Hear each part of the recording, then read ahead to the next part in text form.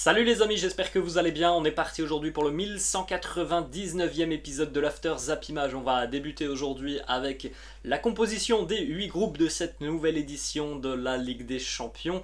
On a des groupes très sympas. Vous faites un petit arrêt sur image les amis pour découvrir tout ça. Sinon vous pouvez retrouver aussi la vidéo que je vous ai proposée hier soir où on regarde les groupes un par un.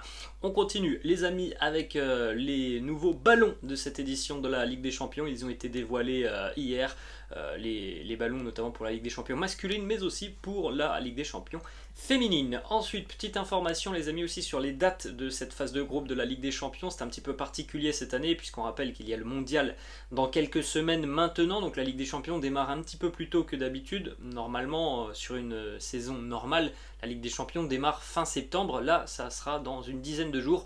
6 et 7 septembre, ça sera donc la date de la première journée. Une semaine plus tard, la deuxième journée. Ensuite, nous aurons une pause de 2 semaines. Après, on aura encore 2 matchs. Nouvelle pause de 2 semaines et on terminera donc cette phase de groupe tout début du mois de novembre sur le 1er et le 2 novembre. Donc ça va aller très vite, hein, les amis.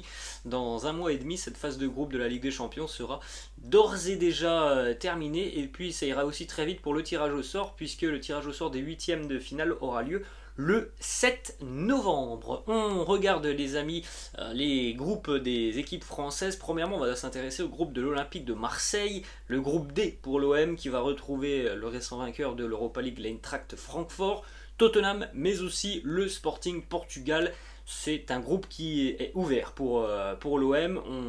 On espère que les Phocéens pourront sortir de ce groupe.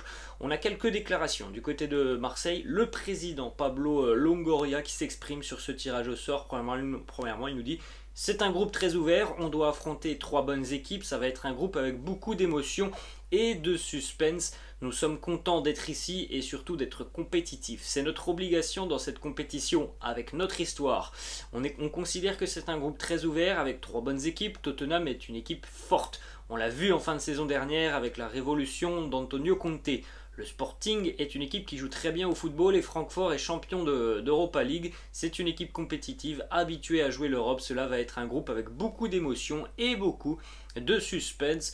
Je pense, les amis, que l'OM doit faire bonne figure dans ce groupe. Hormis Tottenham qui me semble favori du groupe, je suis persuadé que les Phocéens doivent être en mesure de rivaliser avec les 2 autres équipes qui constituent ce groupe. Ensuite, on a 2 déclarations aussi de Pablo Longoria sur les rumeurs. Cristiano Ronaldo du côté de Marseille, 2 déclarations très claires du président de l'OM qui nous dit: c'est le monde des réseaux sociaux, toujours à chercher à faire du buzz. Ronaldo, c'est comme demander si De Bruyne, Nunez ou Haaland peuvent venir. On doit être sincère. Il a rajouté même Pablo Longoria que Cristiano ne faisait pas partie du projet de l'Olympique de Marseille. Donc malgré le hashtag, malgré toutes les rumeurs que l'on peut entendre sur les réseaux sociaux, il n'y a que très peu de chances de voir Cristiano arriver du côté du Vélodrome. Ensuite les amis, on s'intéresse au groupe du Paris Saint-Germain où le PSG va retrouver la Juventus d'André Di Maria, le Benfica et les Israéliens du Maccabi Haïfa. Donc bon, les amis, le PSG est évidemment grandissime favori de ce groupe face à une équipe de la Juve qui est toujours un petit peu en reconstruction, hein. C'est pas la grande Juve que l'on avait il y a 4 ou 5 ans. Et après, face à 2 outsiders, le Benfica très régulièrement en Ligue des Champions, mais le Benfica est une équipe qui tout de même ne va pas non plus, en général ne dépasse pas forcément les quarts de finale de la Ligue des Champions, voire même parfois la phase de groupe. Et puis Haïfa qui va, à mon avis, va avoir beaucoup de difficultés dans ce groupe. On a 2 déclarations du président Nasser Al-Khelaifi sur la Ligue des Champions, l'objectif. Premièrement, il nous dit que c'est la meilleure compétition au monde. C'est sûr qu'on va jouer contre de grandes équipes. On a besoin de bien se préparer, d'être prêt pour cette compétition. C'est très important d'avoir la tête froide, de rester calme. On ne veut pas dire qu'on va aller à telle position. On veut donner le maximum à chaque match jusqu'à la fin. Il a précisé aussi, évidemment, on veut aller le plus loin possible dans cette Ligue des Champions. C'est une compétition qui est difficile pour tout le monde. Il faut être concentré sur chaque détail. Il y a beaucoup de grandes équipes qui travaillent comme nous, mais c'est sûr que l'objectif de toute équipe est d'être en finale. Ensuite, le président Nasser Al-Khelaifi a aussi été questionné hier par rapport à la brouille Mbappé, Neymar, il nous dit il n'y a aucun problème, ce sont les médias qui inventent tout ça. Je peux me disputer avec mon frère, ma soeur, c'est normal, ce sont de bons amis, de très bons coéquipiers et ils seront toujours de bons coéquipiers. On a une petite information donc sur la possibilité de voir le PSG affronter le Maccabi Haïfa, puisque hier sur les réseaux sociaux, deux joueurs du Maccabi Haïfa ont d'ores et déjà demandé le maillot de Messi et de Neymar. Donc voilà, deux joueurs qui posent à gauche sur la photo et qui ont en petite légende ont ajouté donc Messi et Neymar en leur demandant leur maillot. Bon, on verra si ça fonctionnera dans quelques semaines. On continue les amis avec le groupe de la mort de cette édition de la Ligue des Champions. Tous les ans, il y a un groupe qui est plus compliqué et plus relevé que les autres. Et bien cette année, il est pour le Barça, le Bayern, l'Inter et le Viktoria Pilsen. Il y aura forcément un gros qui ne sera pas au stade des huitièmes de finale de la Ligue des Champions. Alors évidemment, on peut penser que Pilsen va terminer bon dernier. Après, voilà, ça reste ouvert pour la deuxième place qualificative. Il me semble quand même que le Bayern est favori assez largement tout de même du groupe. D'ailleurs, on a quelques réactions, notamment du côté du clan bavarois, avec la réaction premièrement de l'entraîneur, Julian Nagelsmann, qui nous dit le Barça, la première chose qui me vient en tête, c'est la récente histoire Lewandowski. J'espère que l'on pourra avoir les mêmes résultats que très récemment face au Barça. C'est une équipe qui nous réussit plutôt bien depuis quelques années. Il est vrai que depuis quelques années, en général, lorsque le Bayern affronte le Barça, ça se termine souvent par des corrections. On regarde aussi cette image, Oliver Kahn qui en était persuadé lors du tirage au sort, alors qu'il y avait, je crois, une chance sur deux lorsque la boule a été tirée. Oliver Kahn en était persuadé et voilà, il avait ce petit sourire lorsque évidemment la boule du Barça est sortie dans le groupe du Bayern Munich. Sourire d'Oliver Kahn parce que voilà, il se retrouve très régulièrement depuis quelques années ces deux équipes.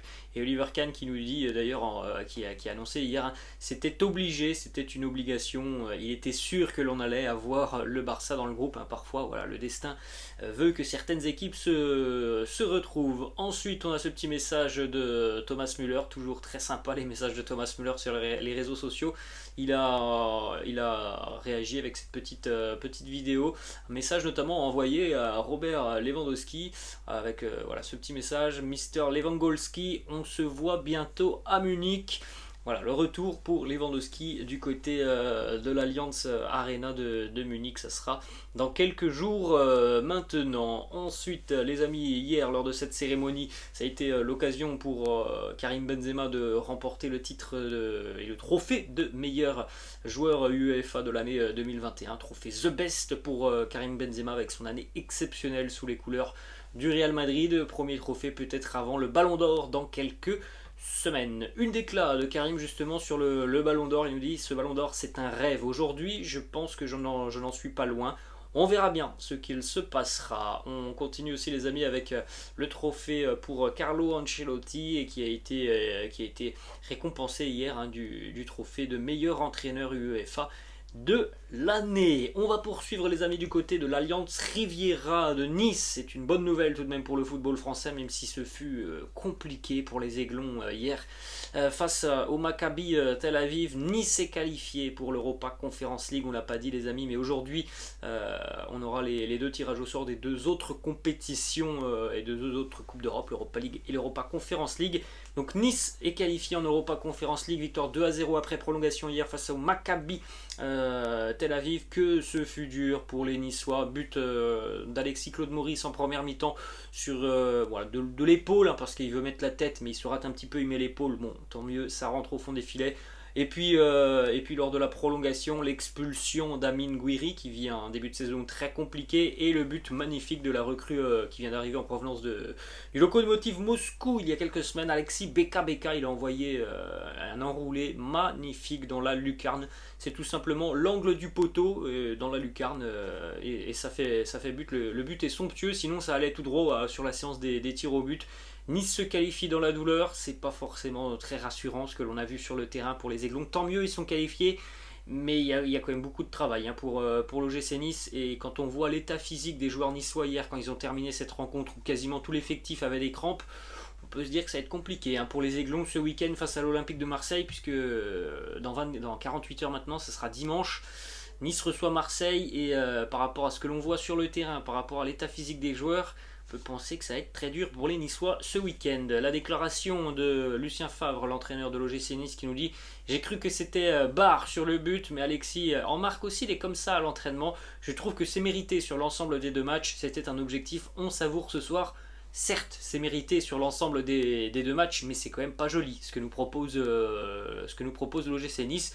Les amis, n'hésitez pas à aller retrouver le but d'Alexis Beka, hein, parce que franchement il est somptueux. C'est un but qui permet à l'OGC Nice de se qualifier en Coupe d'Europe, et le but est vraiment magnifique. Ensuite, la présentation aussi hier pour Nicolas Pepe. Juste avant cette rencontre, Nicolas Pepe a été présenté au public niçois. On rappelle qu'il est prêté 1 an par Arsenal et qu'il n'y a pas d'option d'achat. On va continuer les amis avec une information du quotidien L'équipe du côté de l'Olympique lyonnais. Visiblement les négociations se poursuivent entre l'OL et West Ham. Lucas Paqueta à West Ham, ce serait presque fait selon l'équipe. Le montant du transfert avoisinerait les 60 millions d'euros, bonus compris. Donc on a vu hier que l'OL avait refusé une première offre d'à peu près 50 millions. Les Gones demandaient 10 millions de plus. West Ham visiblement va transmettre une offre qui correspond aux attentes de l'OL, et donc Lucas Paqueta devrait s'engager du côté de la Première Ligue. Ensuite, du côté du Stade Rennais, le milieu de terrain croate Lovro Majer, qui est parfois comparé, évidemment toute proportion gardée, à Luka Modric. Lovro Majer est suivi par l'Atlético Madrid. Les Colchoneros seraient prêts à mettre entre 40 et 50 millions d'euros. De base, hein, le Stade Rennais n'est pas vendeur. Bon, évidemment, s'il y a 50 millions d'euros qui arrivent, là ça peut faire un petit peu changer la donne de ce dossier. C'est un super joueur, hein, que l'on a découvert tout au long de la saison passée en Ligue 1. Magnifique pied gauche, très bonne vision du jeu. Donc voilà, super joueur. Ce serait dommage pour les Rennais de le perdre à quelques jours de la fin du mercato. Mais voilà, on sait aussi que financièrement, je pense pas que Rennes pourrait refuser une offre de 40 ou 50 millions d'euros. On est toujours du côté de la Bretagne, les amis. On en a parlé très récemment. C'est désormais officiel. Islam Slimani, international algérien. Islam Slimani avec une très grande expérience tout au long de sa carrière. Il s'est engagé avec le Stade Brestois pour 1 an. Et il y a la possibilité en plus de ça d'avoir une nouvelle année supplémentaire. Donc on verra ça dans 1 an. Mais en tout cas c'est une belle recrue pour le Stade Brestois, avec son profil très intéressant, avec son expérience. Il peut beaucoup apporter du côté de Brest. On continue les amis du côté du FC Nantes. Ludovic Blas est toujours désireux de rejoindre le LOSC.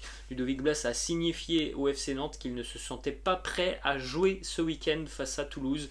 Il a visiblement la tête ailleurs. On enchaîne les amis du côté du Paris Saint-Germain avec cette fois-ci une bonne nouvelle sur le dossier Leandro Paredes. Les discussions ont repris entre le PSG et la Juventus, alors que ça fait quasiment 1 mois qu'on entend toujours parler de l'intérêt de la Juve pour Leandro Paredes. Les discussions ont repris et il semblerait même qu'on soit tout proche d'un accord pour un prêt avec une option d'achat de 15 millions d'euros pour le milieu de terrain argentin, qui pourrait donc rejoindre la Juve et peut-être affronter le PSG en Ligue des Champions dans quelques semaines. On continue avec une information qui concerne un ancien parisien, Serge Aurier, qui a donné son accord à Nottingham Forest. On rappelle que l'international ivoirien est libre actuellement. Il a quitté Villarreal il y a quelques semaines. Nottingham Forest travaille aussi pour recruter Djibril Sidibé. On continue du côté de Barcelone. C'est désormais officiel, la fin d'un feuilleton qui a duré 2 ans et demi, 3 ans du côté de Barcelone. Ça fait plusieurs mercatos que l'on essaye de se séparer de Samuel Umtiti. Cette fois-ci, c'est fait. Samuel Umtiti s'engage en Italie du côté de Lecce. Il est prêté pendant 1 an par le Barça. Lecce va prendre une grande partie du salaire de Umtiti à sa charge. Il y aura aussi des bonus qui seront reversés au Barça. Ça a été un moment assez spécial pour Umtiti hier, qui est arrivé donc du côté de l'Italie, qui était même en larmes lors de sa sortie de l'aéroport. C'était pas facile pour le Barça de gérer le cas Umtiti. Imaginez aussi que c'était pas facile non plus pour Umtiti d'entendre à chaque fois son nom être cité du côté de Barcelone, de dire voilà, toi on ne veut plus de toi, tu es mauvais, tu n'es plus bon à rien pour le football. Donc voilà, il a versé des larmes hier, Samuel Umtiti. On lui souhaite de tout cœur évidemment de pouvoir performer avec son club de Lecce, qui jouera évidemment le maintien en Serie A. On va continuer les amis avec une information du côté du Barça. Pierre-Emerick Aubameyang serait tout proche de s'engager avec les Blues de Chelsea. L'histoire pourrait être réglée sur les tout prochains jours. Gérard Romero, célèbre journaliste catalan, qui a annoncé hier qu'il était en mesure de confirmer que si Aubameyang quittait le Barça, Juan Foyth, le latéral argentin de Villarreal, serait un joueur du FC Barcelone. Donc voilà, c'est une confirmation de Gérard Romero. Donc si Aubameyang s'en va, Juan Foyth devrait arriver du côté de la Catalogne. On poursuit les amis avec une petite information du côté du Real Madrid. Manchester United devrait faire une offre de plus de 30 millions d'euros pour Marco Asensio. C'est à peu près le montant qui serait demandé par le Real Madrid. Donc affaire à suivre là aussi sur les prochains jours de Mercato. On va continuer les amis du côté de l'Angleterre. Petite information qui concerne Martin Dubravka, gardien numéro 2 de Newcastle depuis l'arrivée de Nick Pope. Il devrait s'engager avec Manchester United et donc être le remplaçant de David De Gea. On rappelle que les Red Devils avaient tenté le coup Kevin Trapp en début de semaine. Petite image d'ailleurs de Casemiro aussi sous ses nouvelles couleurs avec les Red Devils. On ne sait pas si Casemiro sera présent ce week-end avec les Red Devils, on espère le voir sur les terrains. Et on termine les amis avec une petite image du côté de l'Ukraine. C'est particulier tout de même d'avoir repris tout simplement le championnat ukrainien étant donné les circonstances. En milieu de semaine, un match entre le RUK Lviv et le Metalist Kharkiv a eu lieu. Le match a été interrompu à plusieurs reprises suite à des alertes aériennes. Les joueurs ont passé au total 145 minutes à l'abri. Donc voilà, c'est un simulacre de match de football. 20 minutes sur le terrain, puis après tu descends dans un abri anti-atomique. Voilà, c'est pas forcément du football, c'est quand même très surprenant d'avoir repris ce championnat ukrainien. Voilà les amis, la fin de cette vidéo, j'espère que ça vous a plu. N'hésitez pas comme d'habitude à lâcher un petit pouce bleu. N'hésitez pas non plus à vous abonner à la chaîne. Je vous laisse et je vous dis à la prochaine. Ciao.